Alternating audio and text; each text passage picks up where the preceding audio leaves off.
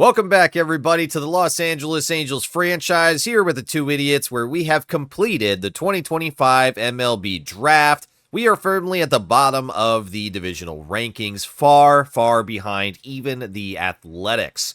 Without a city, they have a position, and it's fourth in this division. And the Angels are 31-65 to this point, just after the All-Star break. We will be attempting to sign the draft picks today as we progress forward through our simulation. And to begin baseball one more time, we move away to Philadelphia and chase Silseth. Man, I feel like we both have trouble saying that. I just cannot wrap my tongue around the Silseth. Yeah, it's definitely a tricky last name to say, and it's not, and it shouldn't be. I think it's the S to start and the S in the center is not a common. It's two syllables, but it's all of the too many S's. Yeah, too many S's. Maybe if it was just still set. It's the ST. It's the ETH. Yes. Yeah, the TH at the end is the problem. Yeah, if it's just still set, it would be better. Still Seth is a Can little. we edit his player card and just cut the H out of it? Yeah, we're just gonna. It's Chase still set from now going forward. The H is silent. Oh, that's so much easier on the ears. Yeah. All right. Well, this intro went off the rails, but anyways, Chase is gonna get the start versus the Phillies going away as we pick up in July. Let's go ahead and start this series with a win, maybe. Ooh. Maybe it's a critical situation for Ben Joyce. Let's see how he handles it. All right, so Ben Joyce on the mound in a critical situation, bottom of the ninth with 2 outs and the tying run on third base for Bryce Harper. He will watch that slider blowing away, and he's averaging .333 with runners in scoring position as we've passed the halfway point of the season. Sinker's close from Joyce, but now quickly behind 2-0. I definitely understand him pitching around. Ooh. Bryce Harper. God damn. Pitches 2 low balls and then throws him immediately right in the middle. Come on. Hey, what are you doing? Oh my gosh, and another one. A sinker that was nearly bullseye dead center. Higher and inside, my man. Jesus. Or that sinker put it down and away. Get it out of the zone. Okay. That was a good one. Yep. Tied up at 2-2. We're battling now with Bryce Harper. He's 0 for 3 on the day. Oh. That was 101. Yeah, Joyce put some gas on that one. Come on, let's get the win. Oh, God. Oh. Jeez. 7 pitches across so far. And we got him! The Angels win! Let's go! Light up that halo as we have come out of the All-Star break and we get a victory over the Phillies. That one feels pretty good. And Harper just whipped his bat.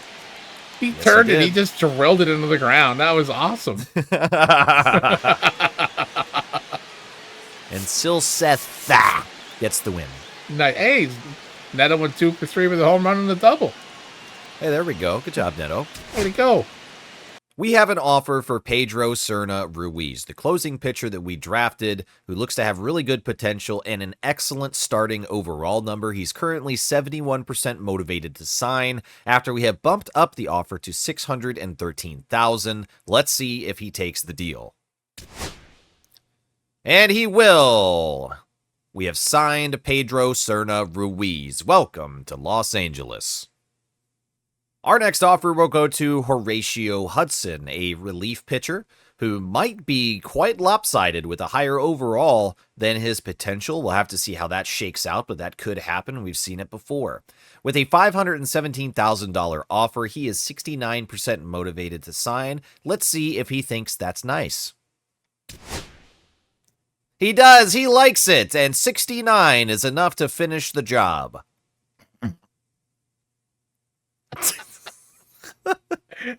Confirming here to all of YouTube that I'm still 12 years old. I'm going to fucking leave that in, too.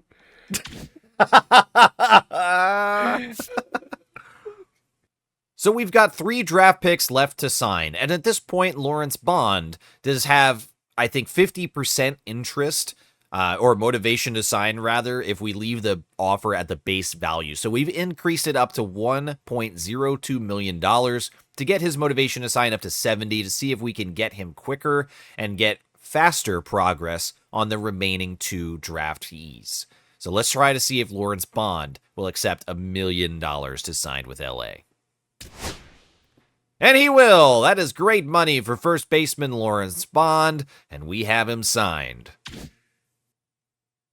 And those last 2 draft picks still remaining to be signed are Eddie Castillo and Tom Gregg, our round 1 and round 2 picks. Tom Gregg being the round 1 and Castillo round 2.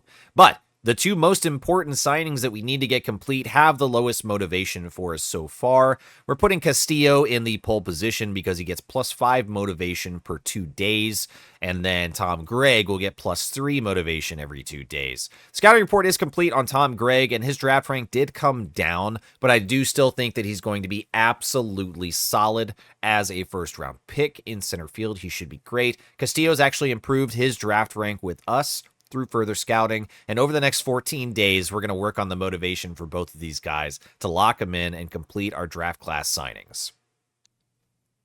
We took Game 1 versus Philadelphia 6-5. Let's see if we can get the Phillies for a series. And the Guardians are knocking on the door. What would they like to offer, and what would they like to take? Oh, they want Zach Neto. They're impressed by his performance recently, and Daniel Espino and Andrew Walters are both on the board. Let's take a look at them. Hey, B potential, 70 overall and 24 years old, getting decent development. Hello? So with 21 starts, he's 7-5, 118 innings pitched. He's only given up 9 home runs. He's got a 2.74 ERA and a 1.23 whip. There is nothing wrong with those stats. No, Espino looks really good, and I'm really curious. Maybe they're just hurting at shortstop. Off the top of my head, I don't know who the shortstop for the Guardians is in this simulation. If you want to go over to their page, we can check and see what's going on and why they would want him so bad. Yeah, no reason for it. Willie Castro, absolutely serviceable at 77. He's still getting progression. He's got B potential, so he's going to grow. +8 contact left so far this year. He's having a career average year as well. Yeah. 260 is the highest that he's done in the last 5 years. He already has 7 home runs, too. Yeah. So they don't need Zach Neto. Willie Castro's not injured. He's still playing. He does play 6 positions. Yeah. So I don't know. Maybe they've got him somewhere else and he's not playing shortstop, or if he is or whatever. I don't know. But then they have Brian Rocchio, who's B potential 24. Exactly. Who's a great defender, plays most of the infield minus first base, and he's also getting development. What are his MLB stats? 2-3. He's doing fine. Only 36 games, so they're not using him often. I don't think he's playing a position. He's probably just backing up. Yeah. Okay. Well, they proposed it. Yeah. I don't see a reason why. I wish there was a slider for realism in trade logic, because this kind of defies that. But we've taken a pretty good stance, I think, on objectivity, and part of that is like behind the scenes we look at some options, and peek behind the curtain here. We were looking a little bit at one guy, and the trade that we could get for him, I won't name him just for fairness here, but the trade that we could get for him when we brought it to the table was far too low and undervalued. It would not happen in real life, not a chance in hell. So we felt that we had to take that moral stance of, hey, this is not right. This is really, really taking advantage of the game in a scummy way to improve our situation. But we have considered offers like this, which is the opposite side, where they come to us. And I don't know if, like, for anybody else that makes sense. For me, there is a difference. There's a crucial difference between the computer offering something and them thinking it's a good idea versus us trying to lowball the lowest possible offer and release crap for somebody. Like a 3 garbage deal trade to get 1 decent guy shouldn't really happen, because they're not going to do anything with those 3 garbage guys. I don't think they would take that deal, especially for somebody that would be decent enough to target in a trade. So something like this, where they're going after Zach Neto, I don't see a need why they have a shortstop targeted anywhere. They shouldn't, but maybe they just want that currency. Maybe they don't want to have to worry about shortstop for the next 10 years. With the addition of Zach Neto into their shortstop pipeline, you've got 4 different options for the Guardians that they can go to. And if they don't need starting pitchers or relievers, then maybe they dump these guys to get that trade value, to shore up, their shortstop position. I don't really know. It's hard to strategize for a different team that we don't have any say over. I don't know the peek behind the curtain over there for them, but they say this trade deal works for Zach Neto. And like Panther said, I don't think we can pass this up. We've got to go ahead and do this. Oh, breaking news. Zach Neto went to the Guardians. Oh, really? Wow. Yeah. Amazing. So after that amazing trade deal offered up by the Guardians and us accepting it, we've adjusted the roster, the rotation a little bit, and now we're going to see if we can sweep the Phillies. So unfortunately, we didn't sweep the Phillies, but we're going to go into New York, and we're going to sweep the Mets. Oh, we get to see our newly acquired reliever. Yeah, I was going to say, in order to do that, we get a big showcase here for Andrew Walters. Let's go. All right, here we go. The biggest stage possible for Andrew Walters as we welcome him to Los Angeles, actually here in New York, with a bases-loaded situation and 2 outs versus Pete Alonso. I mean, the ultimate clutch situation as we're tied at 7. We have battled the New York Mets all the way to this point, and now Walters battling Alonso, ahead 0-2 off the foul ball. This is good stuff. Oh! And we got him! The slider that was way out there. Alonso lunges, and the polar bear cannot make contact. Ooh, that was wild. And the Mets are going to bring in Edwin Diaz. This season so far, he's saved 24 out of 31 games through 33 innings pitched with a 3.24 ERA, a really good strikeout rate that's higher than league average, and lefties have actually been mashing him over 400 for the average here, and he'll see Royce Lewis to begin. Ghost runner on second, top of the 10th. Let's strike one inside. Royce Lewis 0 for 3 today, but averaging 287. Oh. And wow, the sound of that as it goes deep to center field, but I think he's under it. Yeah, stopped at the warning track there. Let's see if that's deep enough to advance the runner. And it will be. The throws off line to help us out there. Vientos having to trail almost into left field. And now we're 90 feet away from taking the lead with Lawrence Butler. Runner? They're going to try the bunt squeeze. No, you idiot!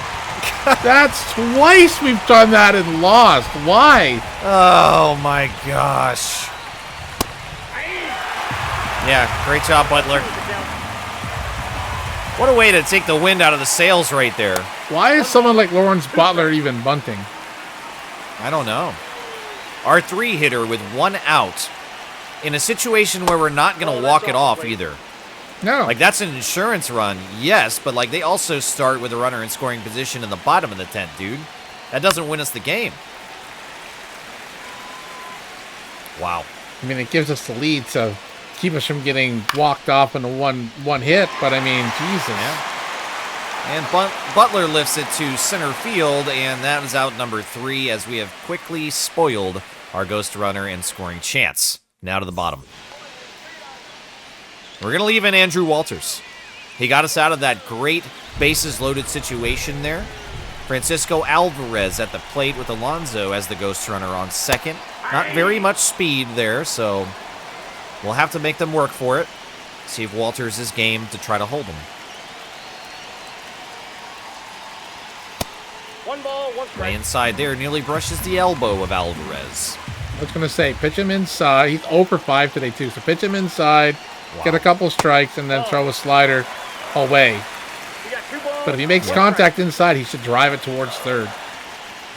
Hopefully.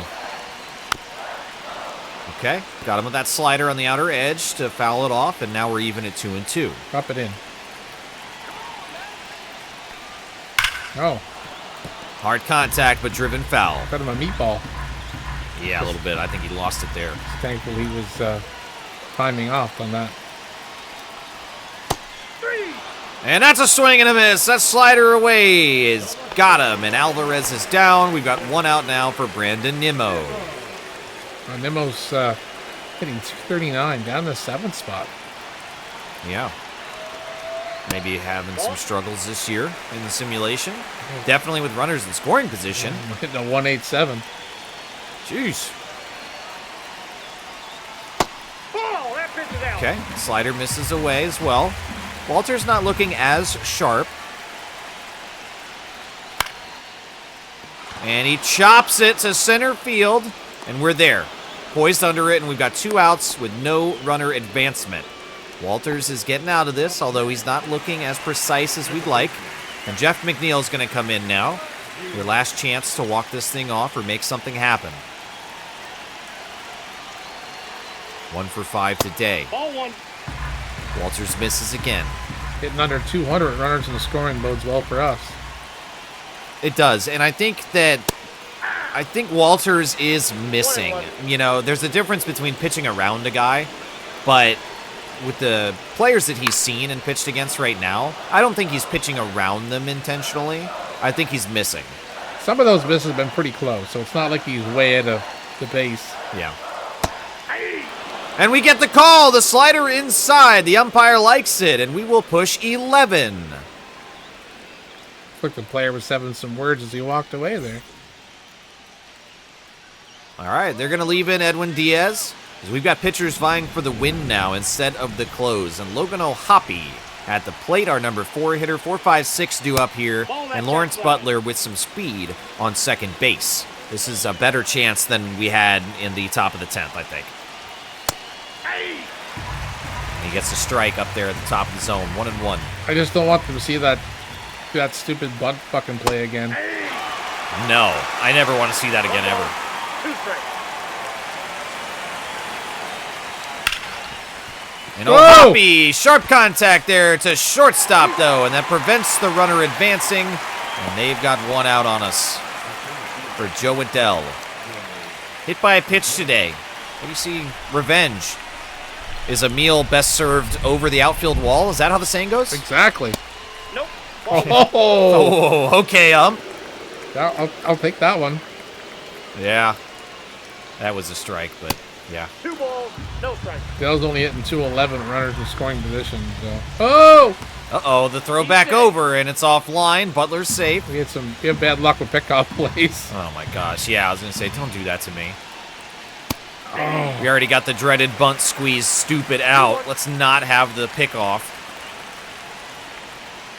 I can only take 1 disaster per game. Yeah, but we're the Angels. There's more than 1 disaster a game. Come on. Oh. And, if that would have stayed fair and been a double for Adell, that would have been beautiful. That's a little 2 late. and 2. Full count. All right, holds back on it. Butler holds up, and we've run the count full now. Adell making a battle out of this at-bat as we await Jason Dominguez on deck. Ball 4. And that's ball 4. Here we go now. 1 out with 2 men on. Jason Dominguez, 2 for 3 today with a home run and a double and 5 out of 7 RBIs for the Los Angeles Angels. Dominguez has been hot, hitting .267 this year, and he'll watch ball 1. Come on, 3 more RBIs, buddy. Yeah, this is it. Oh, Ooh, that was a pitch to hit. it was. Driven that into right field would have been great. Fouled away, and Dominguez now behind 1-2. Mets fans on their feet behind the plate. They recognize the danger of this situation. No! Dominguez swinging on a slider, trying to defend his chest. And it'll all come down to Ezekiel Duran. Oh, no. Oh, he's hitting over the Mendoza line now. Over the Duran line, yeah. Outside, that's a ball. Oh, not with runners and scoring. That's the Duran line. You depend more on a crash test dummy at the plate with runners in scoring position. Come on, Duran, prove us wrong. 1-1. Oh, he pops it up right in front of home plate. Alonso will track in, and we have squandered 2 runners now in the top of the 11th.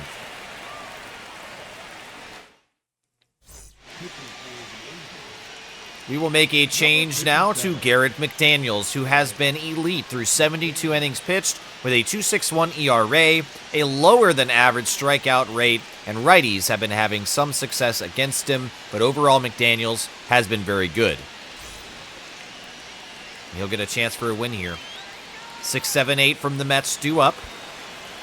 Bottom of the 11th. Marte in the 9 spot, hitting 280. Only 196 with runners in scoring, though. Yep. Bodes well for us, maybe. McNeil is their ghost runner, and he does not have fantastic speed, so we're not in extreme danger. Ooh, man, I had a hiccup there. 1 ball, 2 strikes. It's making me nervous. I need some ginger ale and peanut butter. Wow, he golfed that off the ground. Okay. Yeah, he sure did, and that's going to be played from second. The runner does advance now. So the Mets, closer than ever to walking this off. Acuna at the plate. Let's see if they try that bunt squeeze. What do you think? Pitch way outside, McDaniels. Go for it. Ball, that's upstairs. Nope. They're not as stupid as our manager, I guess. No, I guess not. Ball 2. No! Come on! The umpire give us, the umpire take us away. Ugh. Ball, that's inside. Well, now we're behind 3-0. McDaniels is shaken up here. Just punching a strike in there. The sinker inside. We do get the call there. Although that was identical in placement, really, to the previous ball. Look out. Everybody ducking over there in the dugout. He's run the count full now. McDaniels delivering on the 3-2. And it's popped up foul. Come on. Fouled again. Acuna battling. McDaniels trying to stay alive. And that's another foul ball. He need to change location. He is honed in over there. Bring it inside. Make him swing at it. Holy fuck. Oh, another sinker outside. Yeah. Sinker down and in, I think. Yeah, it's got to be inside. Well, look at the four-seamer low and inside as Acuna watches strike 3 after that fantastic battle. And we've got 2 outs now, and Jesse Winker, for his 7th plate appearance today, is going to come to the plate. Ball 1. Misses on the first pitch. It's only averaging 153 with runners in scoring. Yeah, it all looks good. It doesn't seem like the Mets have been clutch with their runners. Almost every guy that we've seen is like under 200. Yeah, with the lefty and lefty matchup, it should hopefully bode well for us here as well. Yep, strike 2 skims the top of the zone, and McDaniels is 1 strike away from getting out of this. Come on. Weakly grounded to second base, and that's no! Oh, the Mets win on the error at second base. Ezekiel Duran loses the game. No way! A routine ground ball to second base cannot be fielded cleanly, and the Mets will walk it off. Wow. Damn. So game 1 with the Mets didn't quite go our way. Let's see how 2 and 3 go. And we got swept. We did. I guess they. Okay. I guess they have really good brooms in New York. Well, we had a really competitive offensive showing in game 1 and 2, 7 and 5 runs respectively. Game 3 was pretty much shut down. Yeah. Blowout loss. But yeah, pitching really, really let us down here. A combined 28 runs through 3 games for the New York Mets. That hurts. Yeah, we're not going to have any pitchers with an ERA under 3. I don't think so. This is going to be an Orioles 2025 situation here. I'll be honest. Maybe none of our pitchers will have an ERA under 4. Yeah. I think anybody under 4 would be a real success story. That's pretty bad. Yeah. Yeah. All right. Let's see. We got a 4-gamer against Seattle. There we go. Yeah. And Seattle's doing what this year? They're 63 and 39. So fantastic. Yeah. They're our record inversed. Yeah. That's awesome. That's just amazing. Let's just sim the 4 games and see how bad we do. We avoided the sweep by winning game 4 7-3.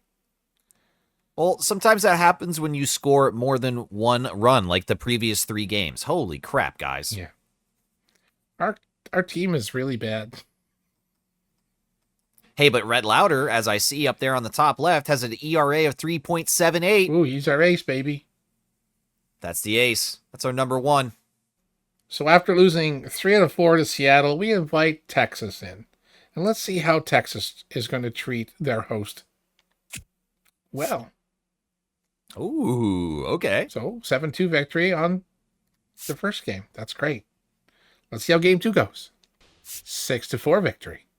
Hey, 3's a streak, baby. Let's go. We lost the entire week previous, so we're on a fucking roll, baby. We got this.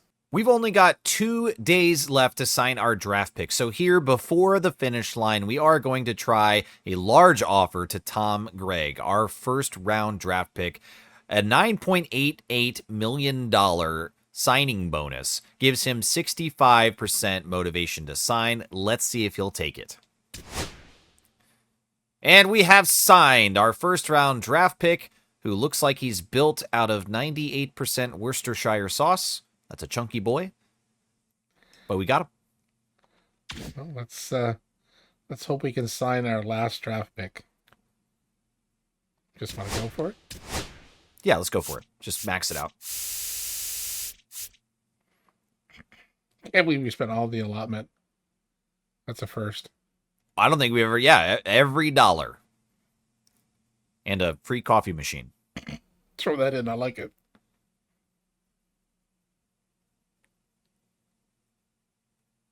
Did you want to just go with that, or do you want me to do it then? I want you to actually do it, but throw the coffee maker thing at the end.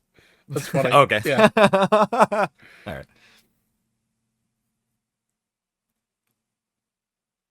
After the successful signing of the rest of the draft class, it's time to shoot our first offer over to Eddie Castillo. With a $2.42 million offer, he is 74% motivated to sign, and let's say we throw in a coffee machine. What do you think, kid? And he's done it. We have signed every draft pick, and it took every single dollar, plus the coffee machine that used to belong to our intern. So after getting swept by the Mets and barely avoiding the sweep by Seattle, we are now on the doorstep of sweeping Texas. Let's get it done. Oh my fuck. Wow, we actually did it, and yeah. I seen the W just before the trade screen come up. And the Padres want to offer us something. Let's see what they want. They want Logan O'Hoppe. And they're offering 2 guys in what looks to be AA with $60K contracts. Yeah, you think so? Yeah. So one is a starting pitcher. C potential, 66 overall, 21 years old. With a 4.71 ERA. Or 4.17. They must have just called him up. So 2 younger C potential prospects for Logan O'Hoppe. In what world, Padres, do you think that would work? I mean, he's a B potential. Let's just get rid of him. He's only an 80 overall. He's only 16 points above our backup. Yeah. Padres, put the liquor down before you make a phone call again. Here at the trade deadline, we took a look at the trade block, and wouldn't you know it, the Guardians have another guy that we are interested in. Shortstop, who is 24 years old, B potential 69. It is Brian Rocchio, or Rocio. I'm not sure. Rocchio? Something or other. I'm not positive. And I think it's Brian, or is that Brian? I could have the entire thing wrong from top to bottom. We're going to say Brian. It just sounds better. Okay. I like Brian better than Brian. Yeah. Yes, for sure. All right, so Brian Rocchio, shortstop for the Guardians, and we asked what they would want. They gave us 6 potential options, and Francis Texido, a starting pitcher who's 19 years old, 59 overall, which is a little low, C potential, and he's actually currently in our A-ball organization right now. So we are not going to miss Francis Texido, and wow, the Guardians have been there for us since the beginning, really. They've been incredible for us to lean on for trades here, and this would be the 4th trade. There are a lot of crossover players here between us and the Guardians. And it's funny because in the first trade, we gave away 3 people. Second trade away, we gave away 2. So we're up to 5. Third trade was 1, and this trade would be 1 as well. So there are 7 former Los Angeles players on the Guardians. What do you think, man? Is that pretty crazy or what? They're now the Guardian Angels. The Guardian Angels. I was going to say they're now the Cleveland Angels, but the Guardian Angels just sounds better. Oh, it's right there. It's perfect. Oh, man. All right. We now have a shortstop prospect. Thank you. And we'll continue with trading here at the deadline. The Dodgers had Dalton Rushing on the trade block.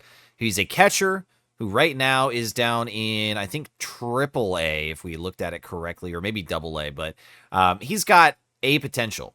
Dalton Rushing looks to be a catcher of the future for somebody, and they're putting all of their chips on Will Smith as their catcher over the next few years, and so they have no need for Dalton Rushing. They put him on the trade block, and so we tried to pick him up for a 1-to-1 trade with Logan O'Hoppe, only to discover that that actually gave us a lot more credit than we expected.